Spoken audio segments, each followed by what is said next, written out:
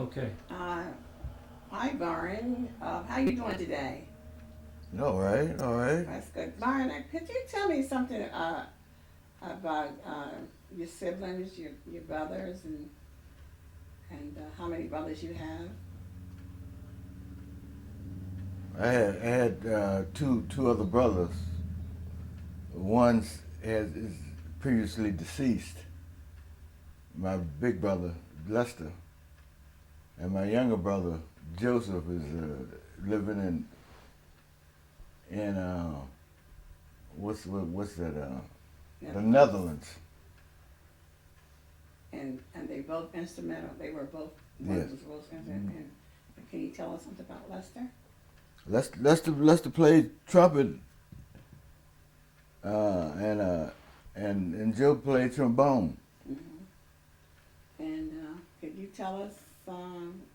You also like to play jazz, also. You play jazz. I don't like to play nothing. Okay. That stomped me real quick, didn't they? I don't want to clock you down. Maybe I do like to play jazz. Please just say I do play some jazz. Play we play whatever get paid to play at the time. Okay. And sometimes you have played jazz. You have played jazz a lot, right? Sometimes, most of the time. Yes. Okay. Before then, Byron, I should have asked you. You're the son of Lester Bowie, and your mother's name was. You're the son of Lester Bowie Senior, and your mother's name was Irksey. Ercy. And can you tell me a little about your dad and your mom, please? Well, my father was a high school band director, and he was the only Bowie that left Frederick County, and he married my mother from Little Rock, Arkansas, because was teaching school down there in Little Rock. Mm-hmm. And then he was the only child in his generation that ever left home. So I also know that Uncle Lester also may have played with the Bartonsville Band, and I know his brothers played with the Bartonsville Band, and he started in 1911. Yes, but he was just a little boy at that age. Mm-hmm. Playing with the Bartonsville Band. He started playing with Bartonsville Band about if you said by 1911, he was born in 1905. Oh, I see. He was a little bit.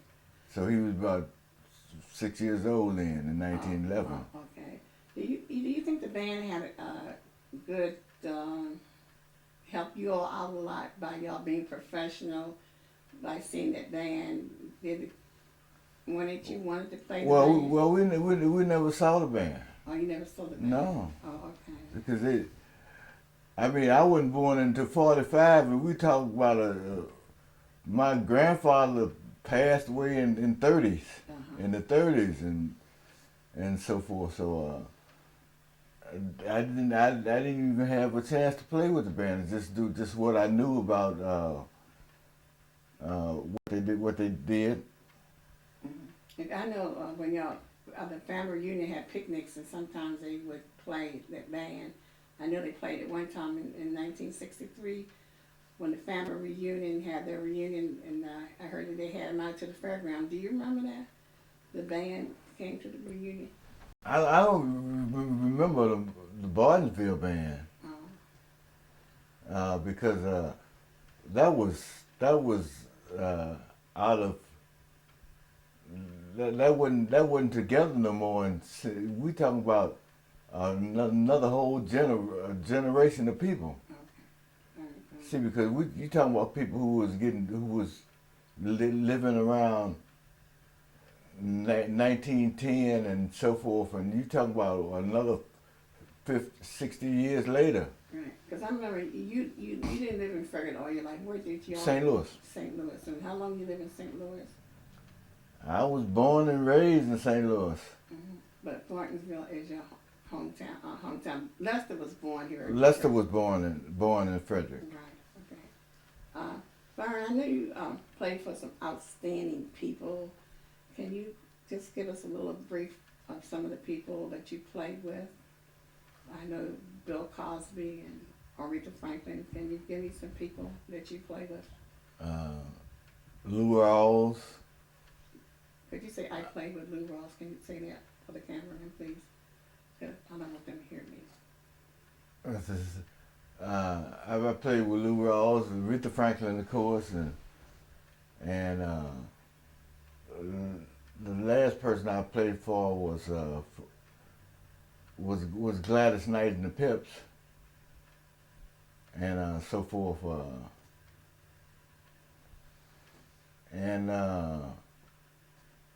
I noticed that somebody who I used to play with a lot just passed away yesterday, day before yesterday.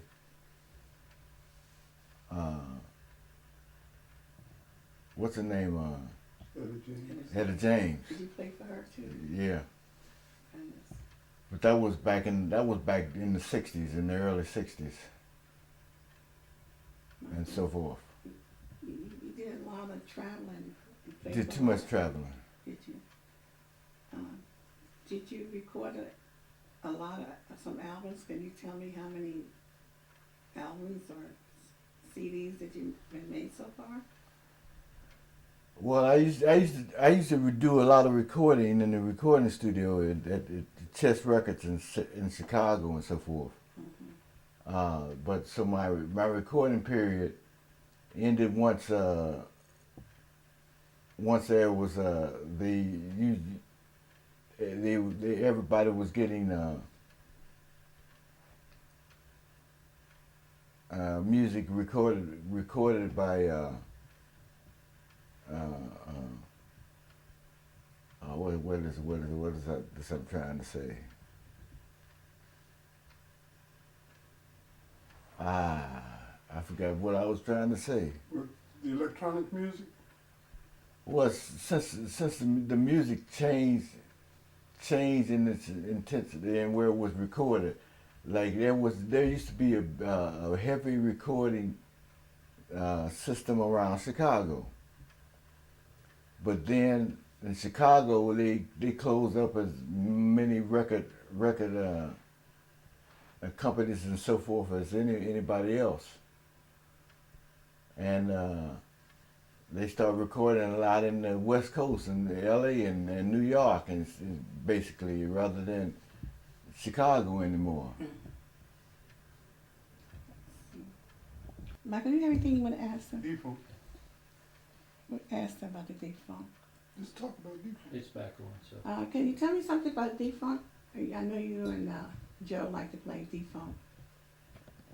Well, Defunct was an organization that we started back in the late '60s, early '70s, and that was a band we got together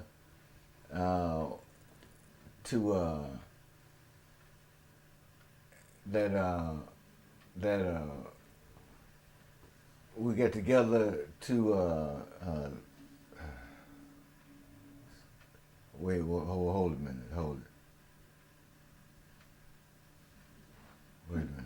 That's okay. Was it mainly a studio band? No, that was Defunct was the band we got together in New York. That was grew out of dealing with these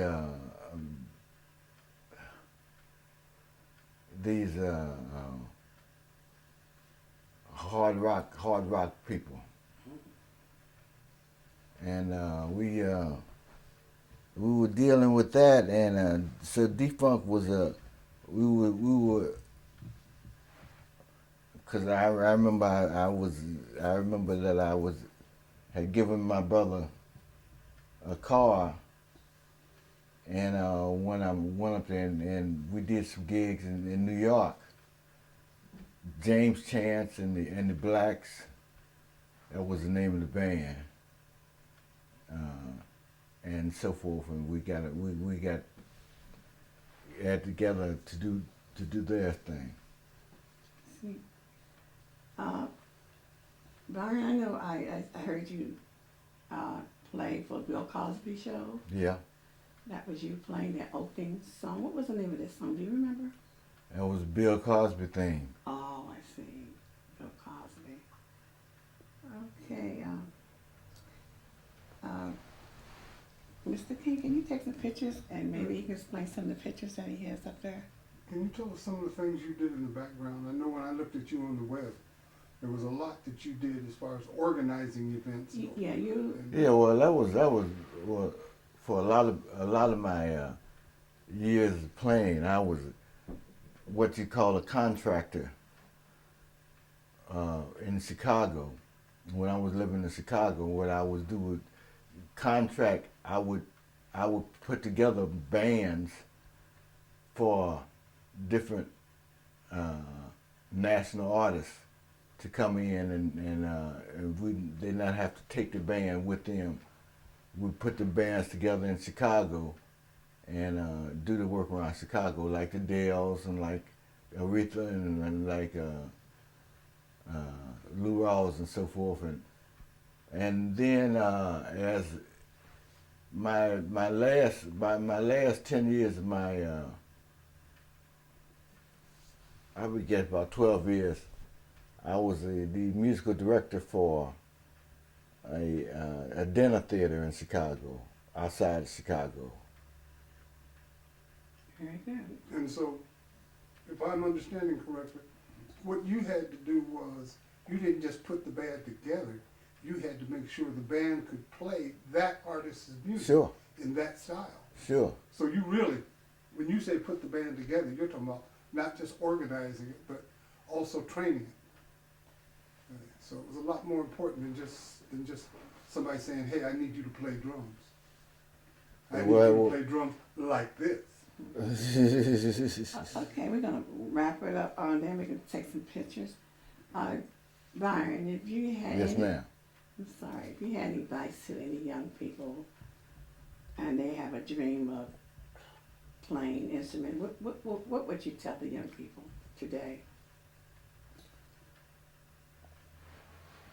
Well, if I had any advice for young folks as far as playing, is just to play and play what you want to play, and to express yourself in whichever way you wanted to express it.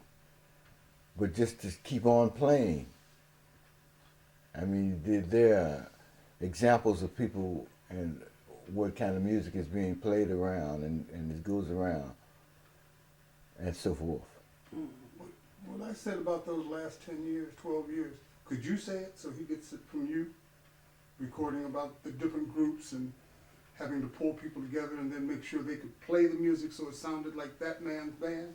Well, they had to play. They had to play the music because these artists travel with their own music, and so they have their own style. So we don't have to provide them with any music. We just have to provide them with the ability to capture what the written music is, and put it down and either record it or play it. Like if I got Aretha Franklin coming in, we would be playing Aretha songs and using her music. But I guess what I'm trying to get out of you is you had to be able to play multiple and to be able to hear it and to be able to make sure that you were hearing from that group before she got there, that you were hearing her music Yeah. and his music. That's what I'm trying to get you to say. Well, see, when they talk to you, and they hire you to contract for them, they giving you the parameters in which able to put a band together for them. said, I need a 15-piece band orchestra, 4 trumpets, 4 trombones, 4 trombones, 5 saxes, and so forth, and so that they give you all the ramifications that they need to give it to you for, and you just put together. You just need musicians to be able to interpret what the person wants by reading and their music. Okay, Byron. Will you play us something on the piano? No. All right, Michael. We don't want to make it too long. You're getting fine. It's been 17 minutes, bro. Yeah, you're not anywhere yet. You told me to We're watch not the going clock. by stopwatch anyway, so. Okay. All right. Okay, 30 minutes and that's it. I don't know what else to say. Anything you want to tell us? Something that was exciting in your life? What was the most exciting thing that you did, Byron? You know, did you pray for the president? Yes, Did you really? for Bill Clinton's inauguration, Or did you really? Good. and then I last played for Obama's inauguration, and that's when I fainted on stage Oh, you and did. passed out because they started giving me the sugar pills, Oh, really? and it was too strong for me. Oh, okay. Oh, I didn't know that, Byron. Yeah. And you wasn't playing for Obama. Wow, that's cool. That's cool. Oh, that is really cool. I'm proud of you, brother. What made you start? How'd you get started? Yeah. My father was a high school band director, a high school music teacher. So I didn't have no choice. Yeah. Uncle S was something. Did your mother play? She played, but she played a little bit, but she didn't do any playing it.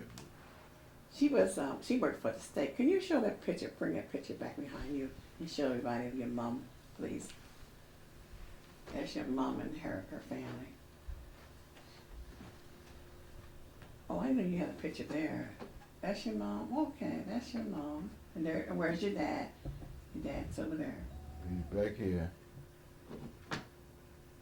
Yeah, you can bring it up. I'm gonna get it for you. Okay. That's his mom. His mom worked at worked at the State Department for years. Not State Department, Social Security Administration. How old was Uncle Lester at that age, at that picture? He was, This is a picture when he was back in the 40s, back when I was a child. Because he died when he was 95 and a half. and played bridge. Yep, Do you play bridge? yep, Oh, you do? yeah. That's the only thing I do it on the computer there, and so forth. You have a mom's picture in the back there, and her mom, the one in the back, there, that one. I got it. Oh, you got that Way one? back here in the corner. Back in the corner. That's mom, her mom. Well, Yeah. no, No, right here. Right, Oh, I'm going the wrong way here. Then. honey, in the back. I think the one you're looking at is I'm Belva's looking at the mom. one on the back there. I'm sorry. Excuse me, cut this part out. Right Yeah. here. This is your mom and her family. Oh, I see. In the Yeah, no, you show us that. that's not my mother. That's my grandfather. Oh, your grandfather. Her, his family. Could you pull that out Can you just a pull little it out, bit, or move please? your picture away from it? Yeah, that'll do. That's it. That got it. And this is who again? This is That's my mother's family. Father and grandfather. That's her brother, his brother and his other brother and his father and the rest of their family. Byron, I always see that you wear the Boy and Thomas reunion shirt. Can you tell us how many years we've been having the reunion now? Since 1973, wasn't it? Wasn't it 1963. So it's about 40-some, 63. 46 years. But I graduated that year, 46 years. So we'll be celebrating our 47th year this year.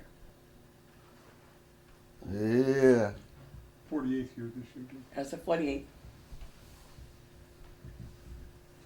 So, when you started playing, what instrument did you start playing? Saxophone, clarinet,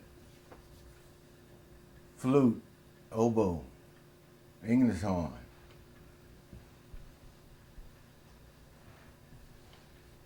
Did you ever play piano? Yes. I played some piano. I played piano. I fool around with piano.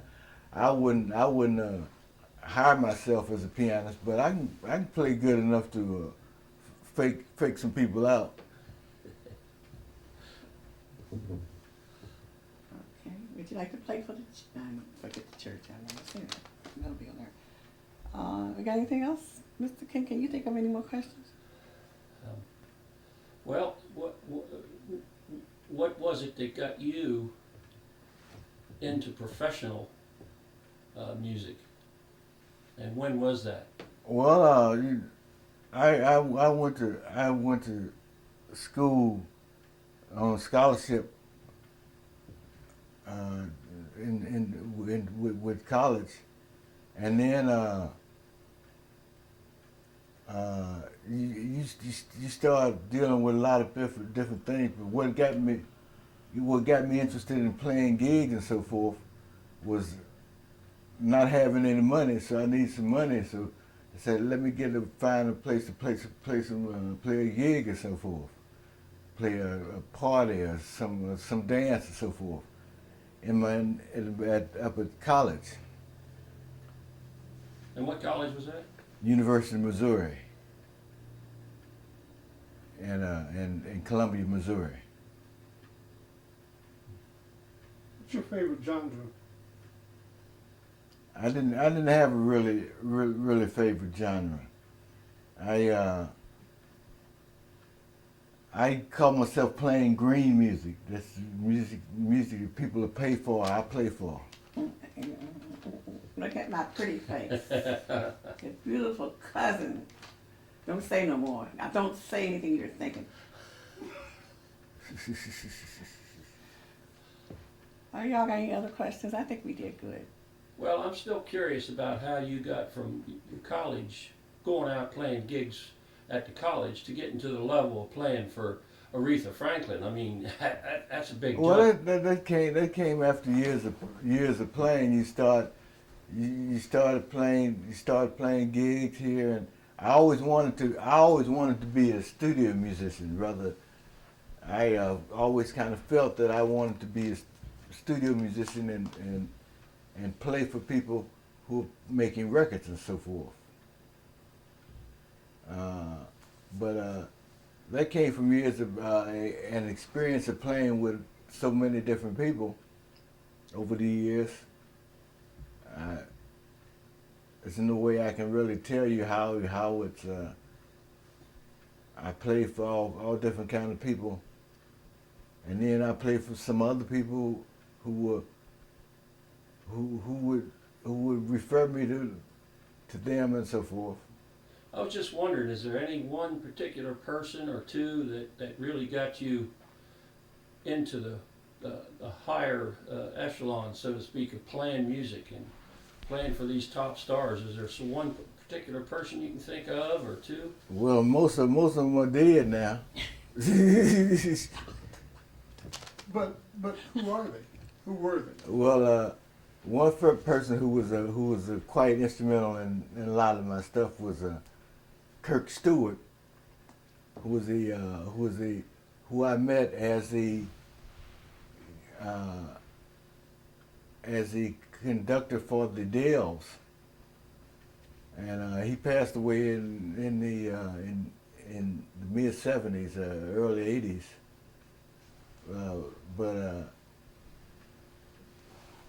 So that's how I got with, and it started growing with my reputation of playing with a lot of different people. From that, Kirk Stewart was the one who was most instrumental in that. He was, because up to his point, all I was doing was arrangements for bands. I was writing music for bands. When you say writing music, do I understand the word arrangements correctly? You're taking that band, their style, and fitting a particular song to their style. Yeah. So it's not writing new music, it's taking the music that's there, that they want to play, and laying it out so that band can play it and play it well. Well, see, it's not what you really trying to say. In any kind of writing or reproduction of music is generally whichever the way it's that band or that person wants to be made conducive of, and so forth. Because we don't have any choice of what music we write. We write if it's Aretha Franklin, you got to write some respect if you got it at any point. Well, yeah, but at the same time, you need to, where your skills came in, that a lot of them didn't have, was you understood how to take this song, Aretha Franklin, and help this group so they could play it for her so she was comfortable with it. I mean, that's a skill. That's a skill. That's why they had you doing it, because they couldn't do it on their own. So, you know. True. And to be able to do that for multiple players, multiple groups, that's a real skill. That's what I wanted you to explain, that because of your background, the gentleman you mentioned and some other things, you played so much diversity that you're able to play and to work with and arrange for these other groups, because you understood how to translate it. Basically, you were a translator. Translator, yeah. Yeah, you're a translator. So if you could explain that for Okay, him. now, is everything all right? Everything's okay? Okay, Sure, we got okay. plenty, we got. All right, we won't. Not to say how good you are, but to say this is what was required to perform this. See what I mean? Well, the people, the musicians had to be able to professionally reproduce music. Mm-hmm. The artists themselves are going to bring you their music. They're going to tell you what they want you to play. So all you have to do is professionally reproduce it with and the criteria that they set out for you. But you have to translate it from what she has to what they can understand. And when they the first couple of times they played for you, you weren't happy with what they played. And you told individual players what changes to make Well, to comply with her music. Right? That's what well, you did. see, whatever they have to play, they will carry their own musical director with them, and then her musical director will, who is like Kirk Stewart, who is like anybody else, would be in charge of reproducing their music. All I have to be in charge of is reproducing and having musicians who are capable of performing their music to a certain standard and so forth. Can I? I'm sorry. I So understand you what had you're to saying, have, but you had to know a Sure. lot of musicians. Yeah, that don't were- worry about the time, Michael. time Don't is an worry. issue, though. We're Yes, trying to it tell you. is. Can I ask you a question? Like, you were going to play for the Obamas. Who choose you, or you applied to play for these people, or somebody call you, say, fine? Somebody who tells me that they know you'd be able to play for them and play in the style of music which you're needed for doing, and they just tell you they got a gig for you. Oh. You know, it's Well, you had to know a lot of musicians. Yeah. Good musicians. Yeah. Because they couldn't be half baked to play that kind of stuff. like the music I was playing for Obama and so forth. And Bill Clinton's inauguration was because there was a contractor who was around D.C., Dr. Clarence Knight, and his aggregation of players. And I met him when I was on the road with the Dells, because I eventually got to be the Dells musical director. And I met him and those aggregation people here in D.C., because we used to be around here in D.C. most of the time, quite a few times a year. 2 or 3 times a year we used to be around D.C., Baltimore area playing for him. So you got a chance to see your work. Yeah. Very good. That's why I say you kind of underplay yourself with the exposure that you had and the skills that you had. So you brought a lot to. I did a lot of reading about you online, and you brought a lot to the plate. Because you wouldn't have been in those positions you were in if you didn't know what you was doing. Proud of diversity. you, cause This is the thing I'm talking about with you. okay. You have a lot of skills that you don't talk about. You take them for I granted. don't want to go over the time. But there aren't a whole lot of people that have those skills. That's why I'm trying to pull it out of you. Okay. I think that's about it. Okay. Y'all want me to sing a song? No. Yes, sing a song. Sing your favorite church song. Right over there across Happy the street. birthday. I like that song. Happy 6004. birthday No, to you. 6004. Right over across the street. Yeah, we're gonna have the choir to sing, because there some of the music's jazzy. You know, the one that We may end up having to keep some. part that one He Sunday. downsells himself so much. Yeah. And then we're gonna have another one where he wants all the choirs, all the people. I'll know more about it Friday, so I'll call you. I told you about that, didn't I? I gotta meet with them Friday. I'm dying to see If what's he going was on. in New York, Chicago, or D.C., there'd be all kinds of people knocking on that door. Mm-hmm. Yeah, See, in Frederick, they don't understand. They don't know, understand what's sitting there. right. Well, there ain't nobody in Frederick. That's right. So- Right. and I didn't understand it until about a year and a half ago. I went out on the web and looked. Yeah. See, because I wanted to know. Because I kept hearing more from you than you were saying. And I was saying, wait a minute, something going on here. I gotta look this man up. Mr. Kings, I got like little figurines and little shots of it. And she's gonna, and, we're gonna dedicate this video to her, because she was a well jazz player. Okay.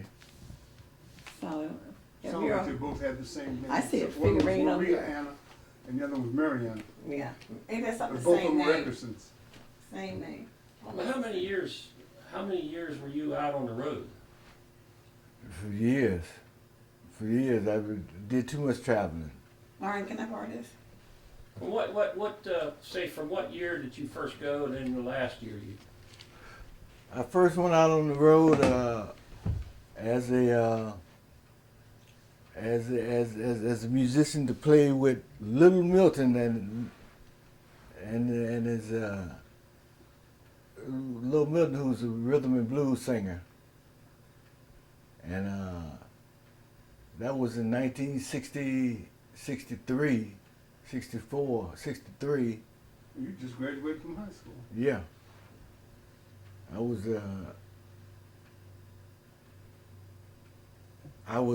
had graduated from high school and I was in college at that time, and that was my first summer. After graduated from college and first summer away from my home. So then your last gig was, I think you said, what was that? Was that Obama's Obama's inauguration? Yeah. And you ain't played since? No. Had no desire to do any playing anymore.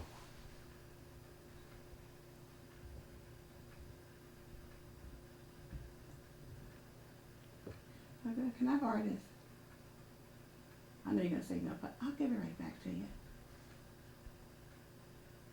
Say something. I can shoot it right here.